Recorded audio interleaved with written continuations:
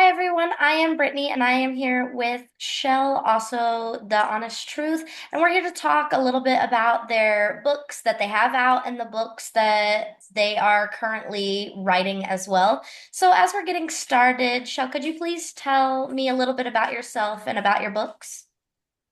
Okay, so I am mid 40s. I reside in North Carolina, right outside of Fort Bragg. Um, I've been an avid reader since I started reading at the age of 3. I've been reading I right now, just in the last couple of years, I've been averaging between 100 to about 150 books a year, reading just as a reader. As far as writing goes, I started writing back in 2018 is when I published my first book, just off of a whim. I didn't really think that it would go that far, but it hasn't really taken off, but I'm still hopeful. And then I published my second book probably in 2019, and then in 2020 I published my third book. Most of my books are based loosely a little bit on some parts of my own personal life and some parts of what I wish my personal life would be. So it's a little bit more about me. And then the one that I'm currently writing now is a book that came to me in a dream, given my love of history. So it's kind of sort of a mixture of the both of those two together. So I'm just kind of right now I'm doing a little bit of editing because I got a one review back, and so I'm like going through the review and making the changes that they suggested, and just trying to really put it all together right now. That kind of is a really good segue to the next question, which is about how your own identity influences your characters in writing. You mentioned a bit about how the characters have a bit of your personality or what you wish that was like. Can you tell us a little bit about that? So my books are basically the three that are out right now are basically stud for stud books. I am a masculine identified person, non-binary person who enjoys the company of other masculine identified people. So most of my books, when I do write the romance genre, are tend to include mostly mask for mask relationships, just to kind of sort of give readers a different perspective, because most people tend to see stuff like that and they think, oh no, that's kind of quite gay, and yeah, I don't want to do that, that's not for me, type sort of thing. And how would that work? And in my books, that kind of really shows you how it can work and how it will work and how it does work, and that it is something that is possible, and that there is love that can be found there. And I know quite a few other S for S couples, and it shows that there is the possibility that you don't have to follow the heteronormative lifestyle to find happiness in this world, and you can do it doing other things as well. And it just shows that there is the possibility of being able to find love in a different way. Love, love in a different way in these parts. So all for all for different representation types in books. Now, a lot of your books, at least so far, kind of center the romance genre. What fascinates you most about this genre? I like the happy ever ending after features of the romance novel. I mean, it sparks me to be like, there can be happiness at the end of a book. And when I read the romance novels, it gives me hope for myself that, maybe one day possibly I can find that person for me, because I am currently single at the moment. But it's just really does give me hope that maybe one day I'll be out there and I'll run across somebody and they'll be interested in me the same way that I'm interested in them, and we can run off together in that happiness and the sunset and whatever. And it'll end up just like how my books end up, and we'll be just that happy couple. And I see the other books when I read them. I'm just like, okay, you know what?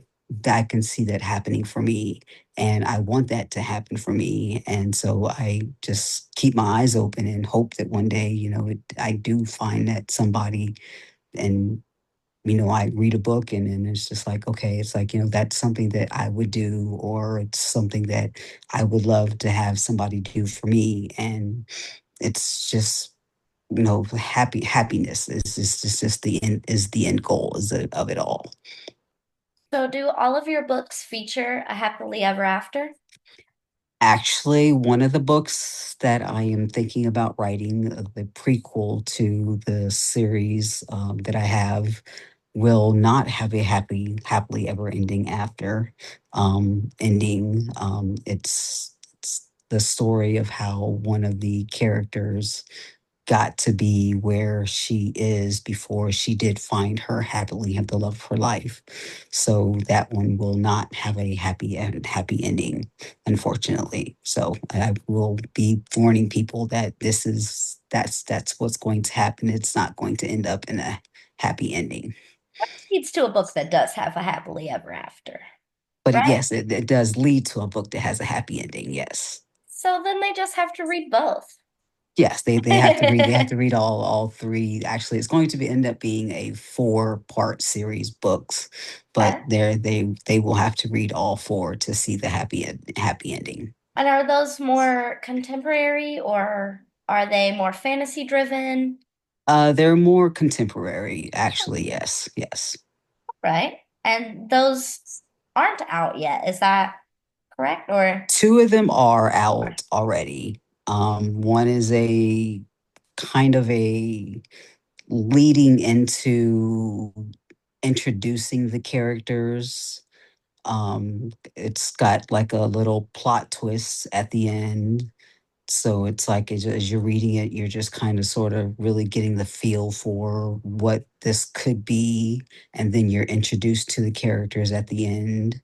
And then the next book, which is kind of sort of a how these characters actually meet and end up falling in love kind of story. So it's like you get their origin story in the second book.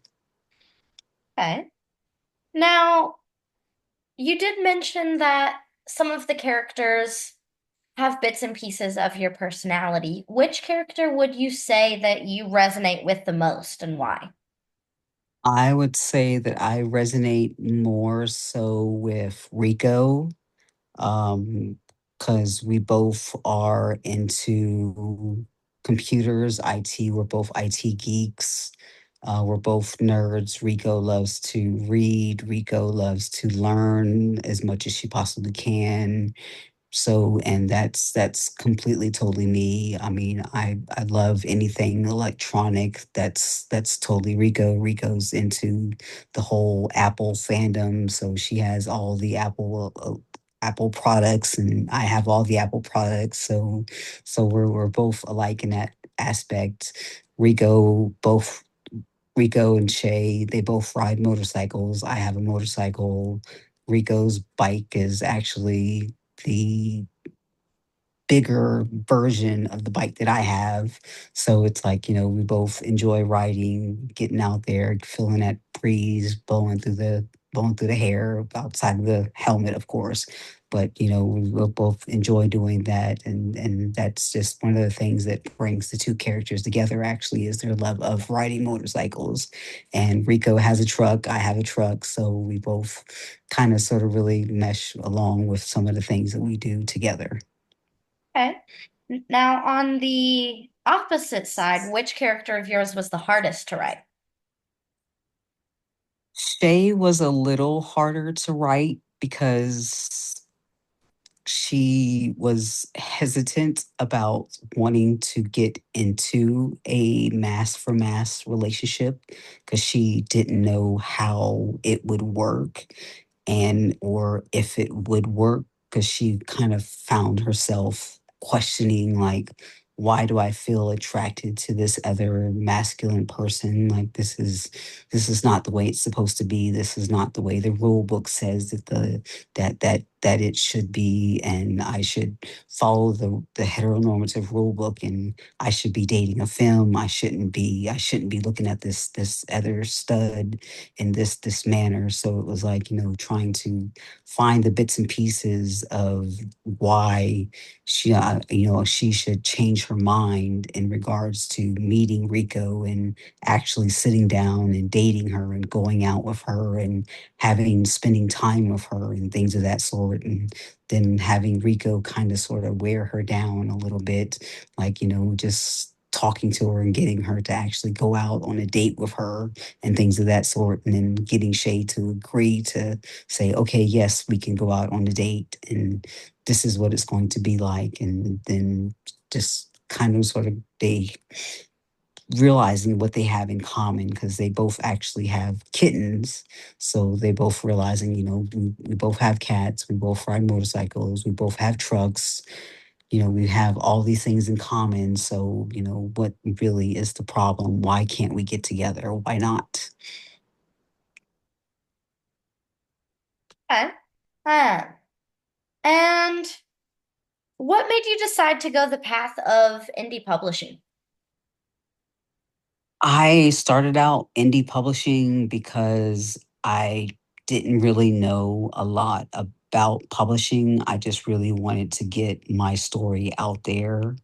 I actually just came off of a cruise a couple months ago where it was all literacy based, and there were some publishing houses on the cruise, and I learned a few things about those publishing houses, and it wasn't something that they really rubbed me the wrong way, I guess you could say, in a sense, where I was actually just trying to explain to somebody on Threads, a publishing house on Threads, that the way that the publishing houses that I came across on that cruise interacted and said the way that they go about looking at the material and the manuscripts that are sent to them. One of them described that it takes them a minimum or a minimum of 3 days to look at a manuscript and know whether or not they want to publish it. So that kind of sort of in my mind led me to be like, if it takes you only 3 days to look at a manuscript to know whether or not you actually want to publish it, that just kind of sort of tells me that you're really not reading the manuscript. You're really just kind of sort of scanning it to look for certain clues. And that's not what I want. Like, I want you to actually read my manuscript to see what it is that I'm writing, to get a feel for what I'm actually putting out there. And then the other publishing house, I ran into another writer who had submitted to that publishing house, and she's submitted to them twice already.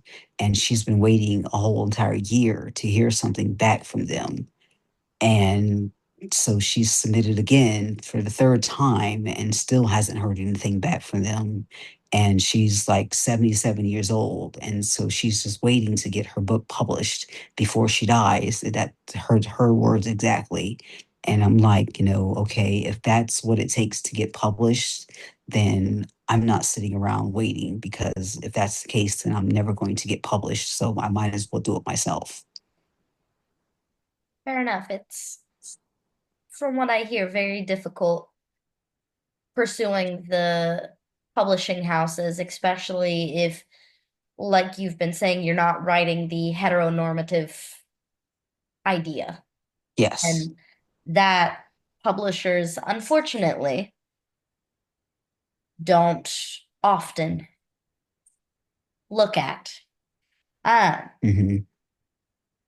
Now, you are also in the works of publishing a new book here soon. Can you tell me a little bit about this new book? I know it's gone through some title changes as well. Yes, it has. It started out with the title of Jumpers, and now it's entitled The Althea Network.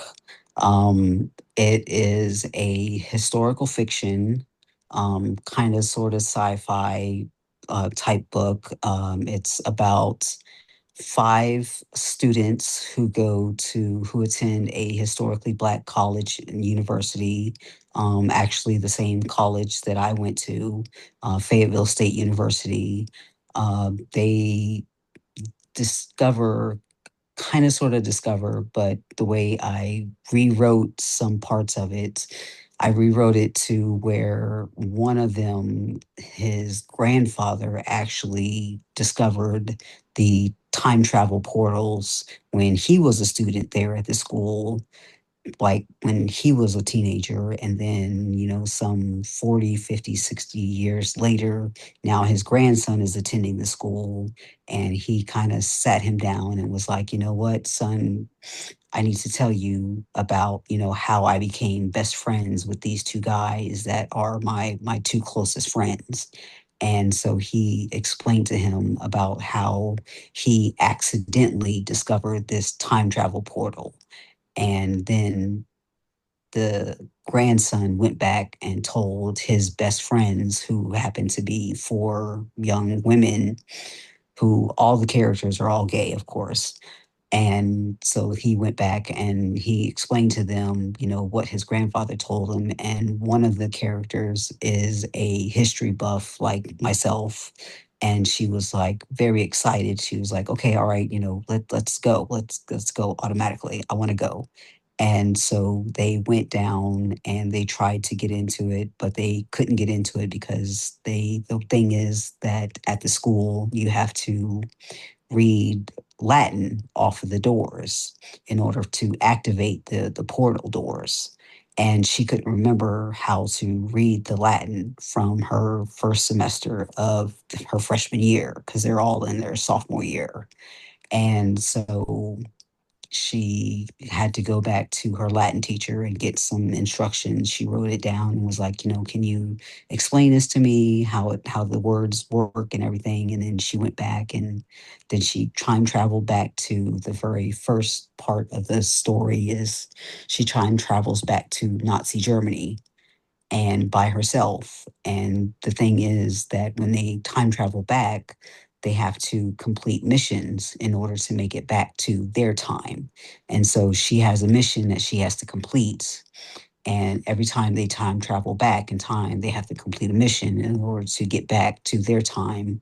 And some of the missions get a little kind of wonky, but they always end up, making it back, whether their missions change their lives or the lives of other people. And so that's pretty much what the whole premise of the book is. And I feel like the way that I've got it written, there could be possibly a second book to go along with it because there's a lot of history that you can describe a lot of things in history that have happened because it starts out with the grandfather going back to Pearl Harbor, and that was a very significant moment in time. And so once he finished up coming back from Pearl Harbor, he ends up bringing back the two guys that accidentally made it there and they landed there and they had been there for a couple of years, and he brought them back to their time, and then they became best friends and they had stayed best friends for years because he saved them basically from having to survive and go through the war and be soldiers that they didn't want to be and that they never signed up for. And so that's basically really the premise of the book is a lot of time travel and changing a little bit of history and making things better for not only themselves but also for other people as well. Sounds really cool. Yeah. Well, love a good time travel premise and historical fiction. That sounds like a great setting for time travel because sometimes it changes history, sometimes it doesn't. It depends on what the characters do for their missions for it. So Yes. that sounds cool. And then is there anything else that you would like to Um share? Just that, like I said, with the sequel books that I have, the series, I'm thinking of how to write the prequel right now. I've got maybe a couple of chapters written already, and then there's also going to be a sequel of the couple of for probably about 6 to 8 months after they get together. I'm gonna keep hold close of what they're going to do, but it's going to be very interesting, and that's going to be based off of something that I've actually done in my life. And it's going to be based off of something that is real, that somebody actually can read the book and say, okay, all right, I want to go do that. And they will be able to go and do that if they want to, because it is something that is very tangible. So, and I have permission from the owner of the company that I'm going to be writing into the book to use their names. And of course, there's also a singer who I'm going to be writing into the book, who's a very good friend of mine, to use her lyrics because I love her to death. She's a really, really, really very good friend of mine. So I told her that I was going to write her into my book, and that I because I love the way that she sings. I love her voice. I love her music, and I really wanted her to be a big part of the story and for them to be able to discover her. And I mean, she's got a book out, and I loved her book. I loved reading her book, and it was just fascinating. And I feel like if I can get more attention on to her, I mean, she's already a big name, but if I can still bring more attention to her, then that'll help her out as well. And maybe it'll help me out in some form or fashion or manner in that case as well. Great. Well, I just want to thank you very much for letting me interview you today. It has really been nice getting to hear about your books that you have out and the one that you are working on and just the series that you have. And I hope that more people find you and read your stories. Yes, I hope so too.